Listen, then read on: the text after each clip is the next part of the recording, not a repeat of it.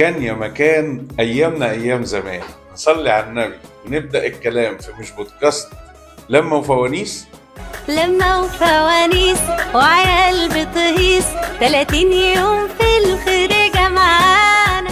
اللي بقى فوازير عمرو فؤاد. شوف يا سيدي، سنة 86 المخرج محمد رجائي أصبح رئيس القناة الثالثة اللي هي لسه فاتحة جديد، فاعتذر عن عمو فؤاد وجابوا الأستاذ محمد أباظة مخرج كابتن ميزو هو اللي يبقى مخرج عمو فؤاد، وعملوا عمو فؤاد وكنوز الأرض. جه بعدها الأستاذ فؤاد المهندس قال أنا عايز على طول أستاذ محمد أباظة، فجينا سنة 87 كان هيعمل عمو فؤاد، قام الأستاذ مصطفى الشندويلي اعتذر وقال مش هعمل عمو فؤاد من غير محمد رجاء، وساعتها اعتذر الأستاذ فؤاد المهندس عن الفوازير وجابوا جده عبد المنعم مدبولي. سنة 87 جده عبده زارع أرضه، وكان العمدة الآلي وزفة العمدة الآلي، وكان ألحان جمال سلامة وغنتها الأستاذة فاطمة عيد في شريط كاسيت، ودي كانت في حاجة زفة بتتقال اسمها زفة العمدة الآلي.